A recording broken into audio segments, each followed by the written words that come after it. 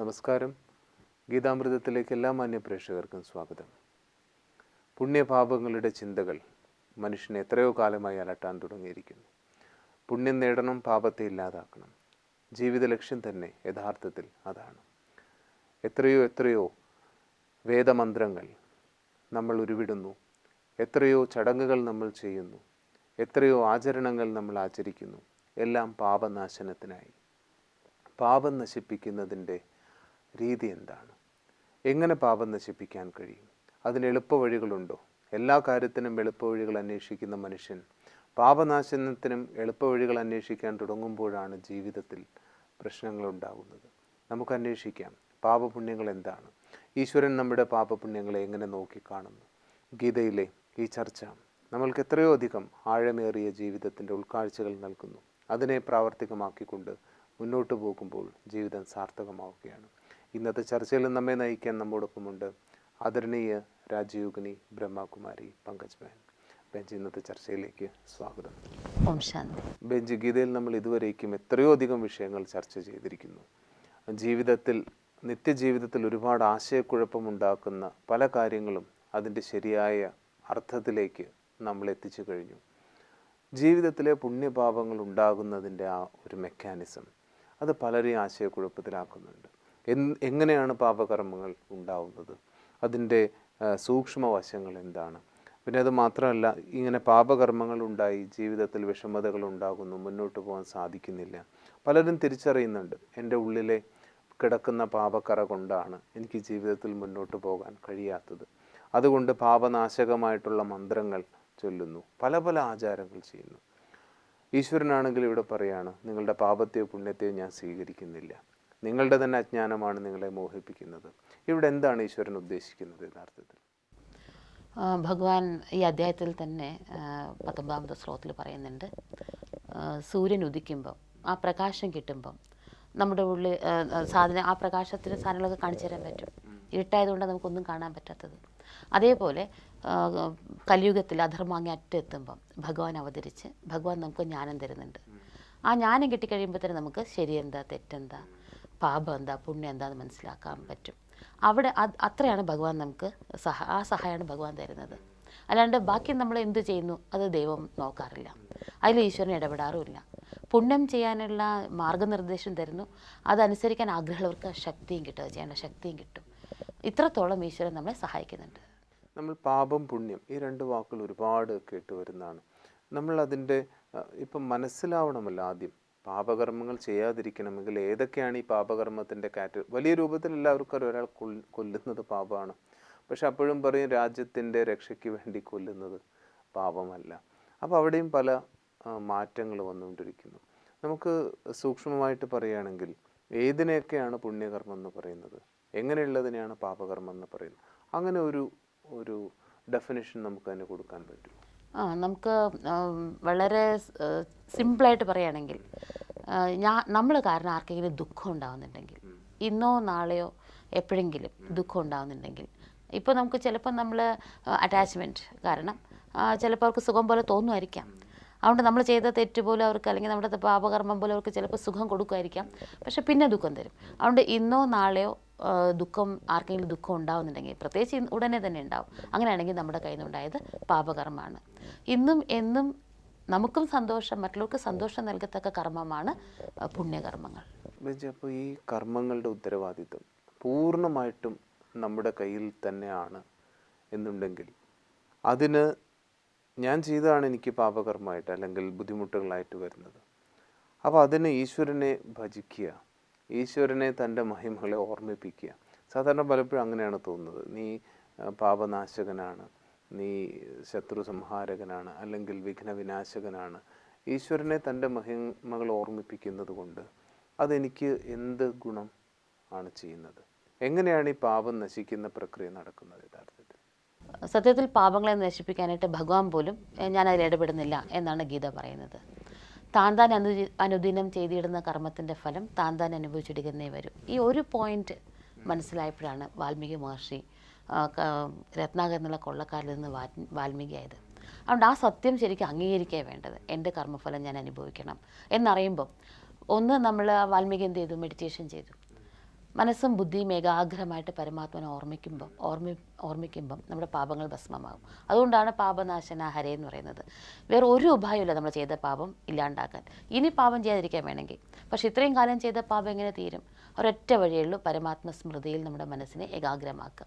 വാൽമീകി മഹർഷി ചെയ്തതുപോലെ ദേഹം മുഴുവനും വാൽമീകം കൊണ്ട് മൂടത്ത കളവിന് നിരന്തരം നമുക്ക് ഇരിക്കാൻ പറ്റില്ല. നമുക്ക് നമ്മുടെ കടമകളും ഉത്തരവാദിത്തങ്ങളൊക്കെ ഉണ്ട്. പക്ഷേ ദിവസവും കുറച്ച് നേരമെങ്കിലും റെഗുലറായിട്ട് നമ്മൾ ഈശ്വരനെ ഓർമ്മിക്കാൻ വേണ്ടി ഇരിക്കുകയാണെങ്കിൽ, ദൈവം വലിയ അഹങ്കാരമൊന്നുമല്ല. എപ്പോഴും എല്ലാവരും എന്നെ പ്രശംസിച്ചുകൊണ്ടിരിക്കണം എന്നാഗ്രഹിക്കാൻ. ദൈവത്തെ പ്രശംസിക്കുന്നത് നമ്മുടെ നന്മയ്ക്ക് വേണ്ടിയിട്ടാണ്. പറയില്ല, മുല്ലപ്പൂമ്പൊടി ഏറ്റുകിടക്കും കല്ലിനുമുണ്ടൊരു സൗരഭ്യം. ഒരു കഷ്ണം ഇരുമ്പ് നമ്മൾ തീയിലിട്ടാൽ ആ തീയുടെ ചൂടും ആ കളറും ഇരുമ്പിനും വരും. അതേപോലെ ദൈവത്തിനെ ഓർമ്മിക്കുമ്പം ആ ഗുണങ്ങൾ, ആ ശക്തികൾ നമുക്ക് കിട്ടും. അത് നമ്മുടെ ഭാഗമായിട്ട് മാറും. അതുകൊണ്ടാണ് എല്ലാ മതങ്ങളും ദൈവത്തെ മഹിമ പാടുന്നത്. ഭജനയും പ്രാർത്ഥന, പ്രെയർ എന്നുള്ള വാക്കിൽ ആദ്യത്തെ word P stands for praise the Lord എന്നാണ്. ഈശ്വരനെ പ്രശംസിക്കുക എന്നാണ്. അങ്ങനെ പ്രശംസിക്കുമ്പം ഇങ്ങനൊരു സയൻസ് അതിൻ്റെ പിറകിൽ നടക്കുന്നുണ്ട്. അല്ലാണ്ട് പാപങ്ങൾ ഭസ്മാവുന്നില്ല. ശ്രീരാമൻ പോലും ബാലി ഒളിയമ്പെയ്ത് കൊന്നതിൻ്റെ ഫലമായിട്ട് കൃഷ്ണാവതാരത്തിൽ ആ ബാലി തന്നെ വേടനായിട്ട് വന്നിട്ട് അമ്പെയ്ത് ശ്രീകൃഷ്ണൻ അങ്ങനെ സ്വർഗാരോഹണം ചെയ്യുന്നത്. അപ്പോൾ ശ്രീരാമനും ശ്രീകൃഷ്ണനും പോലും കർമ്മഫലത്തിൽ നിന്ന് മോചിതരല്ല, മുക്തരല്ല. ദ്രൗപദി പറഞ്ഞില്ലേ, അന്ധൻ്റെ മകനും അന്ധൻ തന്നെ എന്നിട്ട് കൈകൊട്ടി ചിരിച്ചു ദുര്യോധനൻ വെള്ളത്തിൽ വീണപ്പം. അതിൻ്റെ ഫലമായിട്ടാണ് വസ്ത്രാക്ഷേപം അനുഭവിക്കേണ്ടത്. ദ്രൗപദിക്കും നാരീമണിയാണ്, ഇത്ര നല്ല സ്ത്രീയാണ്, എന്നിട്ടും അത് അനുഭവിക്കേണ്ടി വന്നു. സീതാദേവി പോലും സീത ഗർഭിണിയായിരുന്ന സമയത്ത് ലക്ഷ്മണൻ കാട്ടിൽ ഉപേക്ഷിച്ചിട്ട് പോകുമ്പോൾ സീതാദേവിക്ക് പ്രസവവേദന വരും. അപ്പോൾ ഉറക്കെ കരയുമ്പോൾ വാൽമീകി മഹർഷി അവിടെ എത്തും. സീതാദേവി എന്ന് അറിഞ്ഞപ്പോൾ ചോദിക്കും, സീതേ രാമനാണോ നിന്നോട് ഇങ്ങനത്തെ ഒരു കടുങ്കൈ ചെയ്തത് എന്ന് ചോദിക്കുമ്പം സീതാദേവി പറയും, എൻ്റെ കർമ്മഫലം ഞാൻ അനുഭവിക്കുന്നത്, അതിന് രാമനെ കുറ്റം പറയണ്ട എന്ന് പറയും. അപ്പം അത് മനസ്സിലാക്കിയതുകൊണ്ട് അങ്ങനത്തെ സമയത്ത് ഏറ്റവും ആൾക്കാർ 4 പേര് ആവശ്യമുള്ളത് ഈ പ്രസവ സമയത്താണ്. അപ്പം ആ സമയത്ത് ഒറ്റയ്ക്കാക്കി. പ്രിയപ്പെട്ടവരിന്നൊക്കെ ഒറ്റപ്പെട്ടു, നാട്ടുകാരുടെയൊക്കെ അപവാദം കേൾക്കേണ്ടി വന്നു. ശാരീരികമായിട്ടും വേദന, മാനസികമായിട്ടും ഒറ്റപ്പെട്ട അവസ്ഥയിൽ പോലും സീതാദേവി രാമനെ കുറ്റം പറഞ്ഞില്ല, രാമനെ ശപിച്ചില്ല. അതുകൊണ്ട് എൻ്റെ കർമ്മഫലം എന്ന് മനസ്സിലാക്കി കഴിയുമ്പം ഇനി പാപം ചെയ്യാതിരിക്കാൻ നമുക്ക് സാധിക്കും. ചെയ്തത് എന്തായാലും അനുഭവിക്കണം, ഇനിയെങ്കിലും ചെയ്യാതിരിക്കാമല്ലോ. അതിനുള്ള ശക്തി നമുക്ക് ഇങ്ങനെ ഓർമ്മിക്കുമ്പോൾ കിട്ടും. ജീസസ് ക്രൈസ്റ്റ് എന്താ പറഞ്ഞത് ലാസ്റ്റിൽ? ഈശ്വര ദൈവമേ, അറിയാണ്ട് ഇവർ ചെയ്യണത് ഇവരോട് ക്ഷമിക്കണേ. ഞാൻ നിങ്ങളോട് ക്ഷമിക്കുന്നു എന്ന് ജീസസ് പറഞ്ഞില്ല. സോ മറ്റുള്ളവരുടെ തെറ്റിനെ ക്ഷമിക്കാനുള്ള ശക്തി ഏത് മനുഷ്യനും, അത് ഋഷികളോ മഹർഷിമാരോ ശ്രീരാമൻ പോലുള്ള ദേവന്മാർക്ക് പോലും പറ്റില്ല. പിന്നെ ഇന്നത്തെ കാലത്ത് ആൾക്കാർക്ക് എങ്ങനെ സാധിക്കും? വേറെ ഒരാൾക്ക് എങ്ങനെ ഒരാളുടെ പാപം എടുക്കാൻ പറ്റും? അമ്മ തെറ്റായിട്ടുള്ള ആഹാരം കഴിച്ചതിന് മകൾക്ക് വയറുവേദന വരും. ജ്യേഷ്ഠൻ മദ്യപിച്ച് ലിവർ സിറോസിസ് അനിയനാണോ വരിക? സഹോദരൻ ചെയ്ത തെറ്റിന് അനിയനെ കോടതി ശിക്ഷിക്കുമോ? അതുകൊണ്ട് അവരവർ ചെയ്തതിൻ്റെ ഫലം അവരവർ തന്നെയാണ് അനുഭവിക്കേണ്ടത്. ഈ സത്യം മനസ്സിലാക്കുമ്പം വാൽമീകി മഹർഷി രത്നാകരിൽ നിന്ന് വാൽമീകി ഉണ്ടായതുപോലെ നമ്മുടെ ഉള്ളൊരു നല്ല മാറ്റം വരും. ഇപ്പോൾ പറഞ്ഞ കർമ്മത്തിൻ്റെ ഫലം നമ്മൾ തന്നെ അനുഭവിക്കേണ്ടി വരും. ആ മെക്കാനിസം മനസ്സിലാക്കി കഴിഞ്ഞാൽ നമുക്ക് പിന്നെ കൺഫ്യൂഷൻ ഉണ്ടാവില്ല എന്ന് പറഞ്ഞു. പക്ഷേ ഇപ്പോൾ നേരത്തെ പറഞ്ഞ പോലെ ജ്യേഷ്ഠൻ മദ്യപിച്ചാൽ അനിയന് ലിവർ സിറോസിസ് വരില്ല. പക്ഷെ ചില സന്ദർഭങ്ങളിൽ അച്ഛനമ്മമാർ അവർ ചെയ്യുന്നത്, ഇപ്പോൾ ഒരു ഉദാഹരണം ഉണ്ടായിരുന്നു. 2 ചെറിയ കുട്ടികളാണ്, വളരെ നല്ല കുട്ടികളാണ്. പക്ഷെ അവർക്ക് വിദ്യാഭ്യാസത്തിന് നന്നായി പഠിക്കും, നല്ല സ്വഭാവമാണ്, നാട്ടുകാർക്കൊക്കെ ഇഷ്ടം. പക്ഷെ അച്ഛനും അമ്മയും, അച്ഛൻ മദ്യപാനിയാണ്, അമ്മയും ഒട്ടും മോശമൊന്നുമല്ല. അങ്ങനെ വളരെ താഴ്ന്ന ഒരു കുടുംബ പശ്ചാത്തലമാണ്. അപ്പോൾ ഇവരുടെ വഴക്ക് കാരണവും ബഹളം കാരണവും 2 പേർക്കും ശ്രദ്ധ തീരെയില്ല. കുട്ടികൾ ഒരുപാട് ബുദ്ധിമുട്ട് അനുഭവിക്കുന്നുണ്ട്. അപ്പോൾ നാട്ടുകാർ അവരെ നോക്കിയിട്ട് പറയുകയാണ്, അച്ഛൻ്റെ അമ്മയുടെയും കുഴപ്പം കൊണ്ട് കുട്ടികൾ അനുഭവിക്കുന്നു. അങ്ങനെ ഒരു കാര്യം അവിടെ നടക്കുന്നില്ലേ? അപ്പോൾ എങ്ങനെ മറ്റുള്ളവരുടെ കുഴപ്പം കൊണ്ട് അനുഭവിക്കുന്നില്ല എന്ന് പറയാൻ സാധിക്കും? നമ്മൾ വലിയ വലിയ മഹാന്മാർ ഒത്തിരി പേരുടെ ജീവിതം നമ്മൾ കണ്ടിട്ടുണ്ട്. നല്ല ജീവിതത്തിൻ്റെ തലപ്പത്തിയവരുടെ ജീവിതം കണ്ടിട്ടുണ്ട്. ചിലപ്പോൾ അച്ഛനും അമ്മമാരുടെ സാഹചര്യത്തിൻ്റെ കുഴപ്പം, പാരൻസിൻ്റെ കുഴപ്പം, അല്ലെങ്കിൽ സമ്പത്തില്ല, കാശില്ല, ഇങ്ങനെ എന്തെങ്കിലുമൊക്കെ ഉണ്ടായിട്ടും ഇതിൻ്റെയൊക്കെ മധ്യത്തിൽ അവർക്ക് ആ തീവ്രമായിട്ടുള്ള ഡിസയർ ഉള്ളതുകൊണ്ട് അവർ തലപ്പത്തെത്തി. ആ കുട്ടികൾ സത്യമായിട്ട് നല്ല പഠിക്കുന്ന കുട്ടികളാണെങ്കിൽ ഇന്ന് ലോകത്തിൽ ഒത്തിരി സാഹചര്യങ്ങളുണ്ട്. ചിലപ്പോൾ ന്യൂസ് പേപ്പറിലൊക്കെ അഡ്വർടൈസ്മെൻറ്റ് ന്യൂസ് വരാറുണ്ട്. അപ്പോൾ ആൾക്കാർ സഹായിക്കാറുണ്ടല്ലോ, അല്ലെങ്കിൽ നാട്ടുകാരെല്ലാവരും ഉത്തരവാദിത്തം ഏറ്റെടുക്കാറുണ്ട്. ഇതുപോലൊക്കെ എന്തെങ്കിലുമൊക്കെ ഹെൽപ്പ് അവർക്ക് കിട്ടും. അവർക്ക് തന്നെ എന്തായാലും സാഹചര്യം എന്തായിക്കോട്ടെ, നമ്മുടെ മനസ്സ് തളരാതിരുന്നാൽ മാത്രം മതി. മാത്രമല്ല, ഇപ്പോൾ ഈ കുട്ടികളിൽ ഒരു കുട്ടിക്ക് 5 വയസ്സും ഒരു കുട്ടിക്ക് 7 വയസ്സാന്നിരിക്കട്ടെ, ഒരു 7-8 വർഷം മുമ്പായിട്ട് ഇവർ ഒരു അപ്പൂപ്പനും അമ്മൂമ്മയോ അല്ലെങ്കിൽ അപ്പൂപ്പനും ആയിരുന്നിരിക്കാം. അപ്പോൾ അവരെന്ത് കർമ്മ ചെയ്തത് നമുക്ക് അറിഞ്ഞുകൂടാ, പുനർമസ് കർമ്മങ്ങളെക്കുറിച്ച് അറിഞ്ഞുകൂടാ. എന്തായാലും ഒരു സംഭവം ആക്സിഡൻ്റലല്ല, മുമ്പേ എന്തോ ചെയ്തതിൻ്റെ ഫലമാണ് ഇപ്പോൾ നടക്കുന്ന കാര്യങ്ങൾ എന്നത് ഉറപ്പാണ്. അതുകൊണ്ട് അവരുടെ കർമ്മഫലമായിരിക്കും അവരനുഭവിക്കുന്നത്. അത് മനസ്സിലാക്കുമ്പം തളരാതെ, എൻ്റെ കർമ്മം എന്ന് മനസ്സിലാക്കുമ്പോൾ അങ്ങനെ സീതാദേവിക്ക് ഞാൻ ചെയ്താണെന്ന് മനസ്സിലാക്കിയപ്പോൾ ആൾക്ക് അംഗീകരിക്കാൻ പറ്റി. ആരെയും ശപിക്കാതെ, മറ്റുള്ളവരെ കുറ്റപ്പെടുത്താതെ, ഇനി ഞാൻ എന്ത് ചെയ്യണം, ഞാൻ ഇവിടെ നിൽക്കുന്നു, എനിക്ക് ഇവിടെ നിന്ന് ഇപ്പം തിരുവനന്തപുരം പോകണമെങ്കിൽ ഞാൻ ഏത് ദിശയിൽ യാത്ര ചെയ്യണമെന്ന് ഞാൻ തീരുമാനിക്കണമല്ലോ. അപ്പോൾ ഇനി ഞാൻ എന്താ ചെയ്യേണ്ടതെന്നൊരു തീരുമാനം എടുക്കാനുള്ള ശക്തി അങ്ങനെ നമ്മൾ ആ സത്യത്തെ അംഗീകരിക്കുമ്പോൾ നമുക്ക് ലഭിക്കും. അപ്പോൾ ശരിക്കും അങ്ങനെ നോക്കുകയാണെങ്കിൽ നമ്മൾ ലോകത്തിലേക്ക് നോക്കുമ്പോൾ കാണുന്ന പല സംഭവങ്ങളും എത്രയോ മൃഗീയമായിട്ടുള്ള ആക്രമണങ്ങൾ സ്ത്രീകളുടെ നേരെ നടക്കുന്നു, കുട്ടികളുടെ നേരെ നടക്കുന്നു. ഇതൊക്കെ കണ്ടിട്ട് ധാരാളം പേര് പറയുന്നത് മനസ്സിന് വളരെ വിഷമം ഉണ്ടാവാം. പക്ഷെ ഇപ്പോൾ ബെഞ്ചി പറഞ്ഞതനുസരിച്ച് ആധ്യാത്മികത മനസ്സിലായാൽ, അല്ലെങ്കിൽ കർമ്മത്തിൻ്റെ ഈ തിരിച്ചടി മനസ്സിലായി കഴിഞ്ഞാൽ നമുക്ക് പിന്നെ അങ്ങനെ ഒരു വേദനയുടെ ആവശ്യം അവിടെ ഉണ്ടോ? നമുക്ക് ദുഃഖിക്കേണ്ട എന്നുവെച്ചാൽ നമുക്കറിയാം അവരുടെ കർമ്മഫലം. ആരെങ്കിലും എന്തെങ്കിലും അനുഭവിക്കുമ്പോൾ നമ്മൾ എന്താ പറയുക, പാവം എന്നോ ചെയ്ത പാപമാണ്, അതുകൊണ്ട് നമ്മൾ ദുഃഖിക്കേണ്ട. പക്ഷേ ഇപ്പം ഇനി അവർ പാപം ചെയ്യാതിരിക്കാനായിട്ട് നമുക്ക് അവർക്ക് റൈറ്റ് മാർഗ്ഗദർശനം കാണിച്ചു കൊടുക്കാൻ പറ്റും. തെറ്റാണെന്നുള്ളത് ബോധ്യപ്പെടുത്തി കൊടുക്കാൻ പറ്റും തെറ്റ് ചെയ്യുന്നവർക്ക്. അവരുടെ കർമ്മഫലമായതുകൊണ്ട് ദുഃഖിക്കാതെ അനുഭവിക്കാൻ അവരെയും നമുക്ക് പ്രാപ്തരാക്കാൻ പറ്റും. ദുഃഖിക്കുന്നവരുടെ കൂടെ ഇരുന്ന് കരയുന്നതല്ല ശരിക്കുള്ള ദയ. നമ്മൾ കരയാതിരുന്നിട്ട് അവരെയും ദുഃഖിക്കാതെ അവരെ ആ സാഹചര്യങ്ങളെ ധൈര്യത്തോടെ തരണം ചെയ്യാൻ നമ്മൾ സഹായിക്കാൻ പറ്റും. ഇപ്പം മകൻ ശിക്ഷ അനുഭവിക്കുകയാണ്, അമ്മ അത് കാരണം മകനേക്കാൾ ദുഃഖം അമ്മയ്ക്കായിരിക്കും. അമ്മ സത്യത്തിൽ വേണ്ട എന്താ, അമ്മ ദുഃഖിക്കരുത്, മകൻ ചെയ്ത തെറ്റ് അവന് ബോധ്യപ്പെടുത്തി കൊടുക്കണം, ഇനി ആവർത്തിക്കാതിരിക്കാനായിട്ട് അവൻ എന്ത് ചെയ്യണം, എങ്ങനെ പോകണം എന്ന് ഉപദേശം കൊടുക്കണം. ഇപ്പം ആ തെറ്റ് അനുഭവിക്കുമ്പോൾ അവനെ ആശ്വസിപ്പിക്കണം, സാരില്ല പോട്ടെ, ഞങ്ങളൊക്കെ ഉണ്ട് നിൻ്റെ കൂടെ, നീ ഒറ്റയ്ക്കല്ല എന്നൊക്കെ പറഞ്ഞ ഒരു ആശ്വാസം അവന് കൊടുക്കണം. ഇത്രയും നമ്മൾ ചെയ്യാൻ പറ്റും. അല്ലാണ്ട് ആരുടെയും പാവത്തിനെ നമുക്ക് എടുക്കാൻ പറ്റില്ല. അത് ഇന്ന് ബിസിനസ് പോലെ ആയിക്കഴിഞ്ഞു. അതുകൊണ്ട് അങ്ങനെ തോന്നുകയാണ്. നമ്മൾ ചെയ്യുന്ന ഈ പൂജാതി കർമ്മങ്ങളൊക്കെ ചെയ്യുമ്പം ദൈവം ആ പ്രസാദം എടുക്കുന്നില്ല, അല്ലെങ്കിൽ ആ നൈവേദ്യം ദൈവം എടുക്കുന്നില്ല. പക്ഷെ നമ്മൾ എത്ര സ്നേഹത്തോടെ ഇത് ഉണ്ടാക്കി, എത്ര സ്നേഹത്തോടെ അത് സമർപ്പിച്ചു, എത്ര സ്നേഹത്തോടെ നമ്മളതിലാർക്കും കൊടുത്തു, എത്ര സ്നേഹത്തോടെ നമ്മളത് കഴിച്ചു. ആ പവിത്രമായിട്ടുള്ള പരമാത്മ സ്നേഹത്തിൻ്റെ ആ സ്പന്ദനങ്ങൾ അത് ഭഗവാന്റെ അടുത്ത് തീർച്ചയായിട്ടും എത്തുന്നുണ്ട്. നമ്മുടെ ആ ശ്രദ്ധ, നമ്മുടെ ആ ശുദ്ധി, നമ്മുടെ ആ ശ്രേഷ്ഠമായിട്ടുള്ള ഭാവന, അതിൻ്റെ ഫലം നമുക്ക് തീർച്ചയായിട്ടും കിട്ടും. ബെഞ്ചി, അപ്പോൾ ഈ പറഞ്ഞ ഉദാഹരണം വെച്ച് നോക്കുമ്പോൾ എനിക്ക് തോന്നുന്നു, ഇപ്പോൾ അമ്മ കുട്ടി ചെയ്തത് കണ്ടിട്ട് വേദനിക്കുന്നു, അല്ലെങ്കിൽ ഒരു കുട്ടി തെറ്റ് ചെയ്ത് ജയിലിൽ പോയി കിടക്കുമ്പോൾ അമ്മയും, അപ്പോൾ ജയിലിൽ പോയി കിടക്കുന്നതിൻ്റെ വേദന കുട്ടിക്കുണ്ട്, ആ കുട്ടി അങ്ങനെ ആയിപ്പോയതിൻ്റെ വേദന. അപ്പോൾ ഇതിൻ്റെ രണ്ടിൻ്റെയും പിന്നിൽ കർമ്മത്തിൻ്റെ കണക്കിൽ ആ അമ്മയും കുട്ടിയായിട്ട് ജനിച്ചത് തന്നെ, അമ്മയ്ക്കും അത് കണ്ട് വിഷമിക്കാൻ തക്ക കർമ്മം അമ്മ ചെയ്തിരുന്നു. അതെ അതെ. ഒരു ഭാര്യയും ഭർത്താവും എത്ര പുരുഷന്മാരുടെ മുമ്പിൽ ആ സ്ത്രീ പിന്നെ കല്യാണത്തിന് മുമ്പ് പോയി നിന്നിട്ടുണ്ടാവും, വിവാഹത്തിന് വേണ്ടി കാണാൻ വന്നവരുടെ മുമ്പിൽ പെണ്ണ് കാണാൻ വന്നപ്പോൾ. എന്തുകൊണ്ട് അയാളെ തന്നെ കല്യാണം കഴിച്ചു? അല്ല, ഭൂമിയിൽ എത്ര സ്ത്രീകളുണ്ട്, എന്തുകൊണ്ട് ഇയാൾ ആ സ്ത്രീയെ തന്നെ കല്യാണം കഴിച്ചു? പൂർവ്വജന്മ കർമ്മം അനുസരിച്ചിട്ടാണ് രണ്ടുപേരും ഒന്ന്. അതുകൊണ്ട് പറയാം marriages are made in heaven എന്ന്. അതായത് കർമ്മക്കണക്കനുസരിച്ചിട്ട് അവർ ഒന്നായത്. അതുപോലെ എന്തുകൊണ്ട് ഈ കുട്ടി തന്നെ ഈ വീട്ടിൽ വന്ന് ജനിച്ചു, ഈ അച്ഛനമ്മയും തന്നെ എന്തുകൊണ്ട് ആ കുട്ടിക്ക് കിട്ടി? അവരുടെയും കർമ്മക്കണക്കുകൾ തമ്മിൽ കർമ്മത്തിനൊരു വലയോട് ഭൂമിക്കാം, പരസ്പരം കണക്റ്റഡ് ആണ്. അതുകൊണ്ടാണ് അങ്ങനെ വന്ന് പെടുന്നത്. അപ്പോൾ അവിടെ ഈശ്വരൻ തീരുമാനിക്കുന്നു എന്ന് പറഞ്ഞാലും അത് പൂർണ്ണമായിട്ടും അവിടെ ശരിയാവില്ല. അല്ല, നമ്മുടെ കർമ്മം പൂർണ്ണമായിട്ടും നമ്മൾ തന്നെ റെസ്പോൺസിബിൾ. നമ്മുടെ തന്നെ അങ്ങനെയാണെങ്കിൽ ദൈവം പക്ഷപാതം കാണിക്കുന്നു എന്ന് വരും. ചിലവരെ നല്ല വീട്ടിൽ കൊണ്ടേ ജനിപ്പിച്ചു, ചില കുട്ടി അനാഥാലയത്തെ കൊണ്ടേ ജനിപ്പിച്ചു, ചിലർക്ക് നല്ല ബന്ധങ്ങൾ ഉണ്ടാക്കി. അപ്പോൾ ദൈവം അങ്ങനെ ചെയ്യാറില്ല. നമ്മൾ ആ കുട്ടി ജയിലിലാണ്, പക്ഷെ അമ്മയ്ക്ക് ദുഃഖമില്ലെങ്കിൽ, അമ്മയ്ക്ക് ജ്ഞാനമുണ്ട്, അമ്മ മനസ്സിലായത് വേറെ ആത്മാവാണ്, ഞാൻ വേറെ ആത്മാവാണ്, ഞാനിപ്പോൾ അവൻ്റെ കർമ്മം അവൻ അനുഭവിക്കുന്നത്, ഞാൻ എങ്ങനെ അവനെ സഹായിക്കാം, ഞാൻ നിൻ്റെ കൂടെ ഉണ്ട് എന്ന് ആശ്വാസം കൊടുക്കാം. പിന്നെ സാരില്ല പോട്ടെ, ഇനി ഇപ്പോൾ കഴിഞ്ഞു പോട്ടെ, ഇനിയും നിനക്ക് ഫ്യൂച്ചറുണ്ട്, ഇനി നിനക്ക് നന്നായിട്ട് ജീവിച്ച് ലോകത്തിൽ ഈ കറയെ നിനക്ക് മാറ്റി കാണിക്കാം, ഒരു നല്ല വ്യക്തിയായിട്ട് മാറി കാണിക്കാനുള്ള അവസരമുണ്ട് എന്നൊരു പ്രോത്സാഹനം അമ്മ കൊടുക്കുകയാണെങ്കിൽ അമ്മയ്ക്ക് പാപകർമ്മമില്ല, മകന് മാത്രമേ ഉള്ളൂ. അമ്മയ്ക്കുള്ളതുകൊണ്ടാണ് അമ്മയും കരയേണ്ടി വരുന്നത്, അമ്മയും ദുഃഖിക്കേണ്ടി വരുന്നത്. അതുകൊണ്ട് അവരുടെ കർമ്മം അവരനുഭവിക്കുന്നത്. അപ്പോൾ ഈ കർമ്മ കണക്കുകൾ ഇങ്ങനെ എന്തൊക്കെ ഉണ്ടെങ്കിലും എനിക്ക് തോന്നുന്നു നമ്മൾ ഇപ്പോൾ ബെഞ്ച് പറഞ്ഞു വെച്ച് നമ്മൾ ചെയ്യേണ്ടത്, ഇപ്പോൾ പരിഹാരക്രിയ എന്ന് പറഞ്ഞ് നമ്മൾ ഓടുന്നുണ്ട് ഒരുപാട്.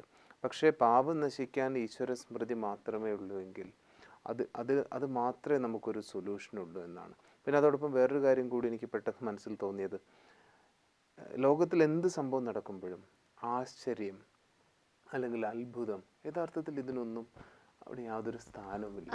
കാരണം എല്ലാം ഒരു കർമ്മത്തിൻ്റെ കണക്കുകളുടെ ഒരു റിസൾട്ടാണ് നമ്മുടെ ചുറ്റും നടക്കുന്ന സീൻ. അപ്പോൾ ഒരു സീൻ കണ്ടിട്ട് അയ്യോ ഇതെങ്ങനെ ഉണ്ടായി, ഇതെന്താണ് സംഭവിക്കുന്നത്, അല്ലെങ്കിൽ ഇത് സംഭവിക്കാൻ പാടില്ല, പലപ്പോഴും ഇങ്ങനത്തെ വാക്കുകളൊക്കെ വരും.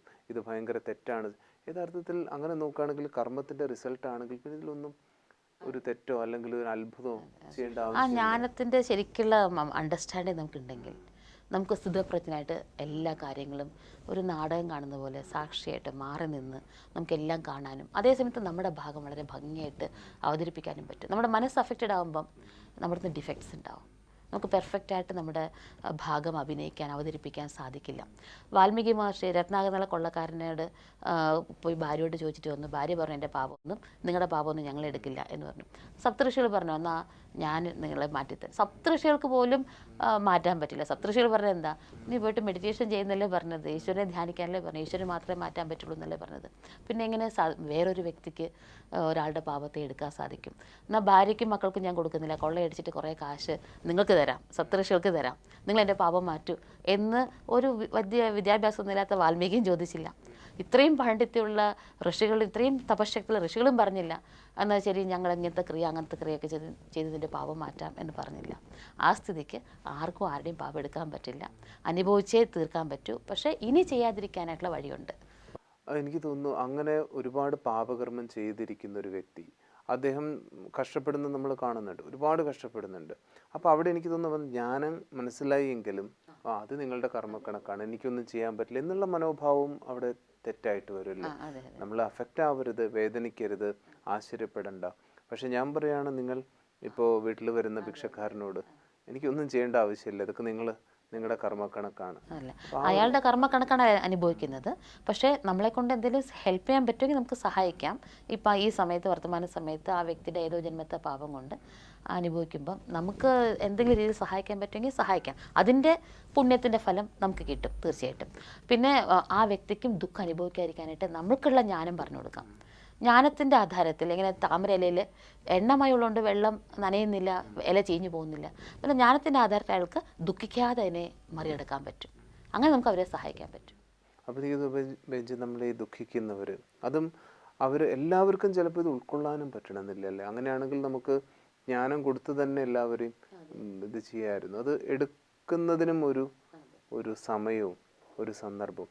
നമ്മൾ ആ പാപപരിഹാരത്തിലേക്ക് തിരിച്ചു വരുമ്പോൾ ഒരുപാട് പാപപരിഹാര കർമ്മങ്ങൾ, ധാരാളം ദോഷമകറ്റാനും ഇത് ചെയ്താൽ മതി.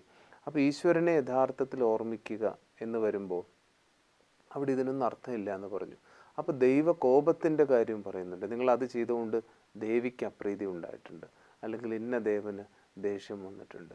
അപ്പോൾ ആ വാദത്തിൻ്റെ പിന്നിൽ ഇപ്പോൾ ബെഞ്ചി പറഞ്ഞു വെച്ച് നോക്കുമ്പോൾ എന്താണ് അതിലൊരു അർത്ഥം ഉള്ളത്? ഈശ്വരനെ നമ്മൾ പ്രശംസിക്കുന്നത് അല്ലെങ്കിൽ ഭഗവാന്റെ ഗുണങ്ങളെക്കുറിച്ച് വർണ്ണിക്കുമ്പം ദയാസാഗരനാണ്, സ്നേഹസാഗരൻ. സാഗരം എന്ന് വെച്ചാൽ പരിധിയേ ഇല്ല എന്നർത്ഥം. അതുകൊണ്ട് സ്നേഹത്തിന് പരിധി വരുമ്പോഴല്ലേ ദേഷ്യം വരുന്നതും ശപിക്കുന്നതും കോപിക്കുന്നതും ശിക്ഷിക്കുന്നതും ഒക്കെ. ദൈവം ദേഷ്യപ്പെടാറേയില്ല. ചിലപ്പോൾ നമ്മളൊക്കെ ദേഷ്യപ്പെടുന്നത് കണ്ടിട്ട് ഇതായിരിക്കും ദേഷ്യം എന്ന് ചിലപ്പോൾ ദൈവത്തിന് അറിയാമായിരിക്കാം, ബാക്കി ദൈവം ഒരിക്കലും ദേഷ്യപ്പെടാറേ ഇല്ല. ഇത് ചിലപ്പോൾ പണ്ട് കാലത്ത് മനുഷ്യനെ ഒന്ന് കൺട്രോൾ ചെയ്യാനായിട്ടൊന്ന് പേടിപ്പിച്ചിട്ടെങ്കിലും നിയന്ത്രിക്കാൻ വേണ്ടിയിട്ട് നമ്മുടെ ആചാര്യന്മാർ ആ സതുദ്ദേശത്തോടെ ചിലപ്പോൾ ഉണ്ടാക്കി വെച്ചതായിരിക്കാം. അല്ലാണ്ട് ദൈവത്തിന് ഒരിക്കലും ദേഷ്യം വരില്ല. നമ്മൾ രാമായണത്തിലൊക്കെ നമ്മൾ കാണുന്നുണ്ട്, ഇത്ര വലിയ രാക്ഷസൻ, എല്ലാ കൊളരുതായ്മയും ചെയ്യുന്ന രാവണൻ, എന്നിട്ട് രാമൻ എത്ര സൗമ്യമായിട്ട് രാവണനോട് സംസാരിക്കുന്നത്, എത്ര അവസരങ്ങളെ കൊടുക്കുന്നത്. ഇനിയും സാരില്ല, സീതയെ കൊണ്ടുപോയി തിരിച്ചു തന്നാൽ നമുക്ക് യുദ്ധമൊക്കെ ഒഴിവാക്കാം. എത്ര അവസരങ്ങൾ കൊടുക്കുന്നുണ്ട്, എത്ര വിനയത്തോടെയാണ് സംസാരിക്കുന്നത്. സോ ശ്രീരാമൻ ദേവാത്മാവാണ്, പുരുഷോത്തമനാണ്. പുരുഷോത്തമനായിട്ടുള്ള രാമൻ പോലും രാക്ഷസന്മാരോട് പോലും, തൻ്റെ തന്നെ ഭാര്യയോട് അതിക്രമം കാണിച്ചവരോട് പോലും ഇത്ര സൗമ്യമായിട്ട് സംസാരിക്കുമ്പം പരം ആത്മ സുപ്രീമാണ്. സുപ്രീം ആത്മാവിന് ദേഷ്യം വരും. അപ്പോൾ എല്ലാ മതങ്ങളിലും അങ്ങനെ ദൈവം കോപിച്ചായിട്ട് കാണിക്കുന്നുണ്ട്, അല്ലെങ്കിൽ ദൈവം നശിപ്പിച്ചായിട്ടും ശിക്ഷിച്ചായിട്ടും. ഇതൊക്കെ നമ്മുടെ കർമ്മഫലമാണ് നമ്മൾ അനുഭവിക്കുന്നത്. ബാക്കി ദൈവം സ്നേഹത്തിൻ്റെ സാഗരമാണ്. നമ്മൾ എത്ര താണവസ്ഥയിൽ നിന്ന് നമ്മൾ പൊക്കിയെടുക്കാനായിട്ട് എന്തെങ്കിലും വഴിയുണ്ടോ എന്ന് ചിന്തിക്കുന്ന ആളാണ്. അതിനുള്ള ഓപ്പർച്യൂണിറ്റീസ് നമുക്ക് തന്നിട്ട് അതിനുള്ള ശക്തി തന്ന് നമ്മളെ കരകയറ്റുന്ന വ്യക്തിയാണ്. അതാണ് ഈശ്വരൻ്റെ പേഴ്സണാലിറ്റി. അതുമായിട്ട് ബന്ധപ്പെട്ട് വേറൊരു കാര്യം കൂടി, ഇപ്പോൾ നമ്മൾ പല കർമ്മങ്ങൾ, അതിൻ്റെ ഏറ്റവും വലിയൊരു വശം എന്താണെന്ന് വെച്ചാൽ ഇത്തരം കർമ്മങ്ങൾ നിങ്ങളുടെ ദോഷം അകറ്റാം, അതിൻ്റെ പിന്നിൽ ഒരുപാട് പൈസയുടെ ചിലവും. ഇപ്പോൾ പല ഉദാഹരണങ്ങളും അങ്ങനെ. ഇപ്പോൾ വളരെ ധനത്തിൻ്റെ നഷ്ടം വന്നവർ, അങ്ങനെയുള്ള കാര്യങ്ങൾ കുടുങ്ങിയവർ. അപ്പോൾ ഇത് എനിക്ക് തോന്നുന്നു ഇതൊരു സമൂഹത്തിൽ ഇപ്പോൾ വളരെയധികം നമ്മൾ കണ്ടുകൊണ്ടിരിക്കുന്നു. ഇനി അതുകൂടാതെ വീടുകളിൽ തന്നെ ചെയ്യുന്നവർ, പലരും ശുദ്ധമായ മനസ്സോടുകൂടി അർച്ചന നടത്തുന്നവർ, ആരതി ഒഴിയുന്നവർ, ഇത്ര തവണ ചെയ്യണം, പല പല ചടങ്ങുകളുണ്ടല്ലോ. അപ്പോൾ നമ്മളിപ്പോൾ യോഗശാസ്ത്രത്തിന് അനുസരിച്ച് പറയുകയാണെങ്കിൽ, അല്ലെങ്കിൽ ഗീതയിൽ ഭഗവാൻ പറയുന്നത് നോക്കുകയാണെങ്കിൽ, ആ കർമ്മങ്ങൾക്കൊന്നും യാതൊരു ഉപകാരവുമില്ല, അതൊന്നും ചെയ്യേണ്ട ആവശ്യമില്ല എന്ന് തേങ്ങ ഉടയ്ക്കുന്നു, അല്ലെങ്കിൽ ഈശ്വരൻ എന്തെങ്കിലും നിവേദ്യം കൊടുക്കുന്നു. അപ്പോൾ അതൊക്കെ നിരർത്ഥകമാണ് എന്ന് വരുന്നുണ്ടോ? നമ്മൾ ഇങ്ങനത്തെ കർമ്മങ്ങളൊക്കെ ചെയ്യുമ്പം ചില കാശൊക്കെ കൊടുത്ത് ചിലവരെ കൊണ്ട് ചെയ്യിപ്പിക്കാറുണ്ടല്ലോ. അപ്പം അവരുടെ ശക്തമായിട്ടുള്ള ശുഭമായിട്ടുള്ള വിശ്വാസം, ഇവിടെ എല്ലാ ദോഷങ്ങളും മാറട്ടെ, ഇവർക്ക് മംഗളം ഉണ്ടാവട്ടെ, ഇവർക്ക് ഐശ്വര്യം ഉണ്ടാവട്ടെ എന്നുള്ള അവരുടെ ആ ശുഭഭാവന, അതിനും തീർച്ചയായിട്ടും കുറച്ച് എഫക്റ്റ് ഉണ്ട്. അപ്പോൾ ഇവരുടെ വിശ്വാസം, എൻ്റെ കഷ്ടമൊക്കെ ഇനി മാറി, ഇവരുടെ ആ ശുഭമായിട്ടുള്ള വിശ്വാസത്തിനും കുറച്ച് എഫക്റ്റ് ഉണ്ട്. അതുകൊണ്ട് ഈ പ്രശ്നങ്ങൾ ചിലപ്പോൾ മാറി കുറച്ച് ദിവസത്തേക്കൊന്ന് പോസ്റ്റ്പോൺ ചെയ്യുമായിരിക്കാം, എന്നല്ലാണ്ട് പൂർണ്ണമായിട്ടും മാറില്ല. അത് തീർച്ചയായിട്ടും പിന്നീട് അനുഭവിച്ച് തീർക്കേണ്ടി വരും. കുറച്ച് ദിവസം ഒന്ന് മാറിക്കിട്ടെ. അതുകൊണ്ട് ഒരു ആശ്വാസം പോലെ ഉടനെ തോന്നിയാലും സദാകാലത്തേക്ക് ദുഃഖമില്ലാത്ത അവസ്ഥ, സദാകാലത്തേക്ക് പ്രശ്നങ്ങളിൽ നിന്ന് മോചിതരായിട്ടുള്ള ഒരു അവസ്ഥ അവർക്ക് അനുഭവിക്കാൻ പറ്റുന്നില്ലല്ലോ. അതുകൊണ്ട് അവരവർ ചെയ്തതിൻ്റെ ഫലം കുറച്ച് നേരമെങ്കിലും ദിവസവും ശാന്തമായിട്ട് ഏകാന്തമായിട്ടിരുന്നിട്ട് ഈശ്വരൻ്റെ മനസ്സിനെ ഏകാഗ്രമാക്കുമ്പം ആ യോഗ അഗ്നി നമ്മുടെ പാപങ്ങളെ ഭസ്മാക്കും. അപ്പോൾ യഥാർത്ഥത്തിൽ ഇത്തരം ചടങ്ങുകൾ അത് നല്ല ഉദ്ദേശത്തോടു കൂടി മറ്റൊരുപാട് വേറെ രീതിയിലുള്ള, അല്ലെങ്കിൽ സമൂഹത്തിൻ്റെ മുഖ്യധാരയിൽ നിന്ന് മാറി നിൽക്കുന്ന ഒരുപാട് ആഭിചാര കർമ്മങ്ങളൊപ്പം നടക്കുന്നുണ്ട്. പക്ഷെ ഇത്തരം ചില ഹോമങ്ങൾ, ഇപ്പോൾ നമ്മുടെ വീടുകളിൽ തന്നെ ഗണപതി പൂജ നടത്തുന്നു, അല്ലെങ്കിൽ അങ്ങനെയുള്ള ചില കാര്യങ്ങൾ ചെയ്യുന്നു. അപ്പോൾ അതിനൊക്കെ ആ മനസ്സിൻ്റെ ശക്തി, ആ വന്ന് പൂജ ചെയ്യുന്ന ശുദ്ധ ആത്മാവിൻ്റെ ശക്തിയും പിന്നെ നമ്മുടെ വിശ്വാസവും കൊണ്ടുണ്ടാവുന്ന ഒരു താൽക്കാലികമായിട്ടുള്ള പ്രശ്നപരിഹാരം മാത്രമേ അവിടെ ഉണ്ടാവുള്ളൂ. അമ്പലത്തിൽ നമ്മൾ ആ പ്രതിഷ്ഠയിലും അല്ലെങ്കിൽ ആ വിഗ്രഹത്തിലും ചില പൂജാതി കർമ്മങ്ങളിൽ കൂടി ശുദ്ധമായിട്ടുള്ള മന്ത്രം ചതരെ മനസ്സിനെ ത്രാണനം ചെയ്യുക എന്നാണ്. മനസ്സിനെ ദുർവാസനകളിൽ നിന്ന് മോചിപ്പിച്ചിട്ട്, അല്ലെങ്കിൽ നല്ല പോസിറ്റീവായിട്ടുള്ള ശക്തിശാലിയായിട്ടുള്ള തോട്ട്സാണ് മന്ത്രങ്ങൾ. ആ തോട്ട്സിൻ്റെ ശക്തിയിൽ കൂടി അവിടെ ശക്തി കൊടുത്തത്, ആ വിഗ്രഹത്തിന് ശക്തി കൊടുത്തത്. അപ്പോൾ യഥാർത്ഥത്തിൽ ഈ ചിന്തകളുടെ ശക്തിയെ ബെഞ്ചി പറഞ്ഞ പോലെ ആത്മാവിലേക്കും പിന്നെ പരമാത്മാവിലേക്കും തിരിച്ചു വിട്ടുകൊണ്ടുള്ള പാപ പരിഹാരം, അതാണ് യഥാർത്ഥത്തിൽ ഏറ്റവും വലിയ പരിഹാരം അല്ലേ? അപ്പോൾ ആ ഒരു പരിഹാരത്തിലേക്ക്, ആ ഒരു അഭ്യാസത്തിലേക്ക് നമുക്ക് കൂടുതൽ ഇറങ്ങേണ്ടിയിരിക്കുന്നു. പിന്നെ വാൽമീകി മഹർഷി കരുതിക്കൂട്ടിട്ട് കൊള്ളയും കൊലയും എല്ലാം ചെയ്തത് വേണം വെച്ചിട്ട്, എന്നിട്ടും ഒന്നും അനുഭവിച്ചില്ല. ബ്രഹ്മർഷിയായി, രാജർഷിയായി, അദ്ദേഹം ത്രികാലജ്ഞാനിയായിട്ട് മാറി, വളരെ പുണ്യാത്മാവായിട്ട് മാറി. വാൽമീകത്തിനകത്തിരുന്ന് ചെയ്ത തപസ്. അതേസമയത്ത് ദശരഥ മഹാരാജാവ് സാത്വികനായിട്ടുള്ള ഒരാളായിരുന്നു. രഘുവംശത്തിൽ വന്ന ഓരോ രാജാക്കന്മാരും നല്ലവരാ. അദ്ദേഹം അറിയാതെ ചെയ്തൊരു തെറ്റാണ്. ആനയുടെ തുമ്പിക്കയിൽ വെള്ളം കയറുമെന്ന് വിചാരിച്ചിട്ട് അമ്പ ചെയ്തു. പക്ഷെ അത് മുനികുമാരനായിരുന്നു, മരിച്ചു. അതിൻ്റെ ഫലമായിട്ട് അദ്ദേഹത്തിൻ്റെ അച്ഛനും അമ്മയുടെയും ദുഃഖം, പുത്രശോകം കൊണ്ട് ഇദ്ദേഹവും മരിക്കേണ്ടി വന്നു. ദശരഥ മഹാരാജാവിന് കാശിനും ഒന്നും ക്ഷാമം ഉണ്ടായിരുന്നില്ല, ഗുരുജനങ്ങൾക്കൊന്നും ക്ഷാമം ഉണ്ടായിരുന്നില്ല. അദ്ദേഹം വേണമെങ്കിൽ കാശ് കൊടുത്തിട്ട് ആരുടെങ്കിലും പറഞ്ഞിട്ട് പാപത്തിനെ ഭസ്മാക്കായിരുന്നില്ലേ? നേരത്തെ അറിയായിരുന്നു ഇങ്ങനെ ഒരു ശാപമുണ്ട്, പുത്രശോകം കൊണ്ട് മരിക്കേണ്ടി വരും എന്ന്. അപ്പോൾ അദ്ദേഹത്തിന് ചെയ്യാമായിരുന്നില്ലേ? അതുകൊണ്ട് പിന്നെ അദ്ദേഹം അനുഭവിച്ച് മരിച്ചു. അദ്ദേഹത്തിന് പുത്രശോകം കൊണ്ട് തന്നെ മരിക്കേണ്ടി വന്നു. പക്ഷേ വാൽമീകി മഹർഷി അനുഭവിച്ചില്ല. അതുകൊണ്ട് മെഡിറ്റേഷനാണ്, ധ്യാനമാണ് പാപങ്ങളെ ഭസ്മമാക്കാനുള്ള ഏകമാത്ര ഉപായം.